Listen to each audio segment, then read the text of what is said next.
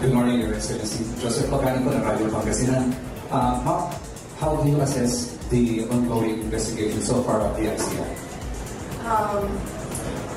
Una-una, sir, hindi ko po alam kung bakit meron pa investigation ang ICI. Kasi napakadali naman yun eh. Ilan po ang confidential, ilang bilyon ang confidential funds ng Office of the President. Sila lang sa loob ng kanilang opisina, magagawa nila na mag-case build-up gamit ang resources ng Office of the President. At i-file nila yun, diretso, sa ombudsman o kung saan man na korte. Pero bakit kailangan pa niyang magbukas ng ICI, ng komisyon? Bakit kailangan pa niya magbukas ng komisyon? Paniwala ko, sa basa ko, sa tingin ko, sa ginagawa niya, gusto niya magbukas ng ICI, tapos, syempre, dahil hindi naman natin alam ang usap-usapan doon sa ICI, in fact, meron na nga umalis doon sa ICI dahil ang pakiramdam niya ay kinokontrol yung investigasyon.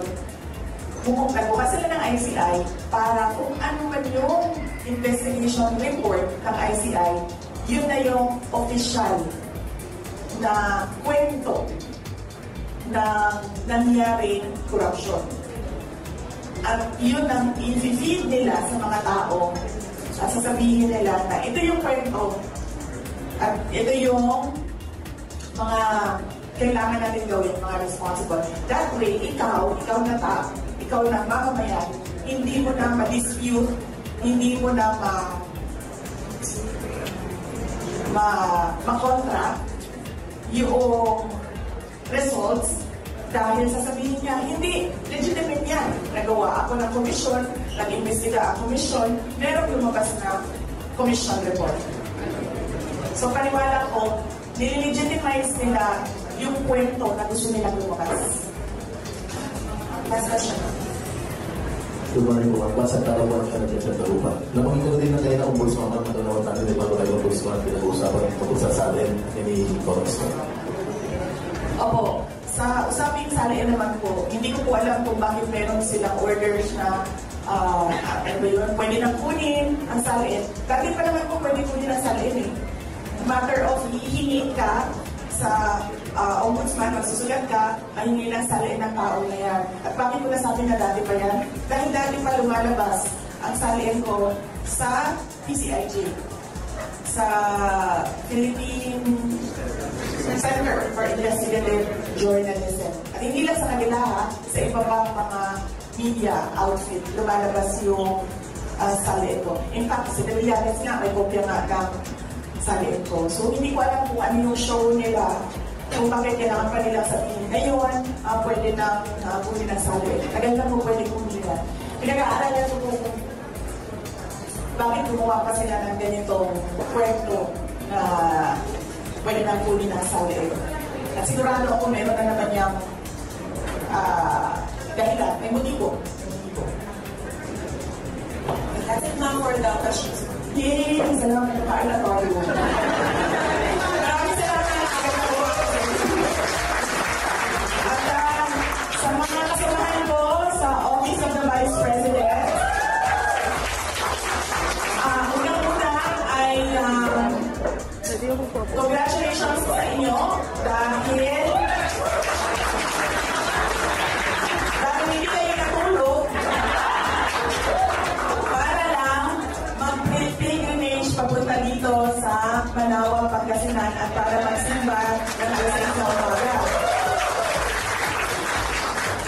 At pangalawa, huwag niyong kalimutan yung homily ni Father kanina. Anong sinabi ni Father? I-check ko lang kasi baka natulog na kayo sa misa. Hindi kayo natulog sa biyahe, natulog kayo sa misa. Oo. Anong sabi ni Father? Discipleship. At what about discipleship? We can be a disciple even without any resources. Oh.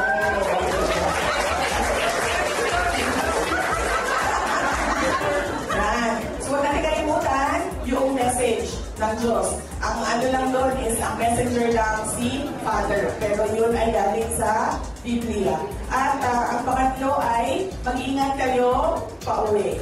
Huwag kayong dumiretso ng Baguio. Sabi ni Mayor, 1 hour and 30 minutes na lang daw galing dito ang Baguio. So huwag kayong dumiretso doon. Bumalik kayo ng Mandaluyong.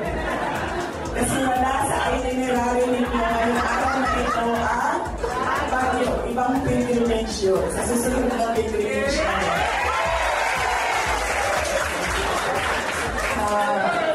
Masaya ako na nakasama ko kayong lahat ngayon. Ang kasama namin sa Central Office, sa Mandaluyong, mga kasamahan namin sa Satellite Office dito sa Pangasinan. At ang ating mga kaibigan dito sa Manaoag, sa Dagupan, nandito po si Mayor, nandito si Bramel Lapin, nandito si Brian Lins ng Cecil. At sa inyo po, mga kasamahan namin sa media. Maraming salamat po. Magandang umaga. Media, sa inyo po pagsama sa amin, sa aming pilgrimage dito sa Manaoag, Pangasinan, para po magsimba sa Basilika. At masaya po namin na ibinabahagi sa inyo na ngayong taon po ay 90 years anniversary po ng Office of the Vice President.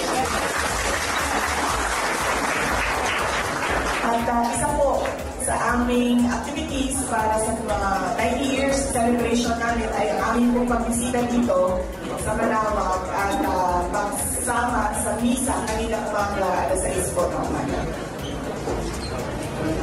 Yes, ma'am.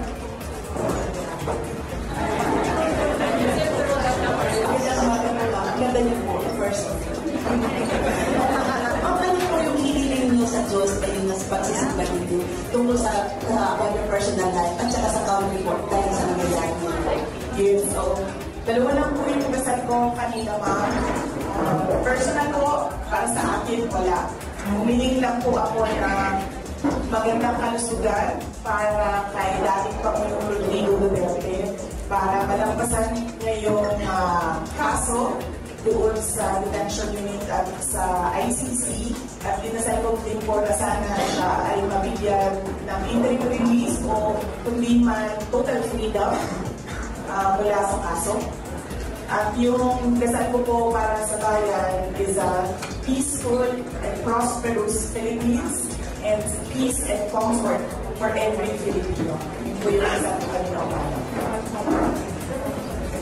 Tungkol po sa nalalaman po natin na napakalaking nangyayari about sa culture about corruption.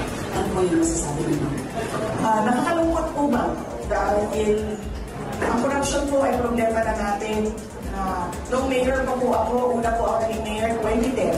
Panahon po yun ni dating Pangulong Aquino. At rin po ako na una po ako naging public official is 2007. Panahon po yun ni dating Pangulong Arroyo. Tapos naabutan ko po si dating Pangulong Aquino, President Duterte, ngayon po President Marcos. Nalulungkot po ako dahil ang korupsyon, usapin na po yan noong panahon ng 2007. Reklamo na po natin yan mga Pilipino noong 2007. Ang ini-expect po sana natin sa administrasyon ni Pangulong Marcos noong siya ay paupo bilang presidente ay mabawasan yung korupsyon. Dahil nakakaabala siya unang-una sa mga tao, sa mga negosyante, and syempre sa kaularan ng bayan. Pero ang nangyari po ay kabaligtaran. Mas lumala po ang korupsyon dito sa ating bayan na siya na rin ang nagiging dahilan sa pinsala sa ating lipunan. At nagdadala din siya ng kahihiyan sa ating bayan, lalong-lalo na sa mga ibang lahi na nakatingin sa atin at nakikinig sa pinag-uusapan natin dito sa bayan natin. At syempre na yung hindi natin maabot yung kaunlaran na pinapangarap natin para sa ating Pilipinas, mahal na Pilipinas, dahil sa korupsyon.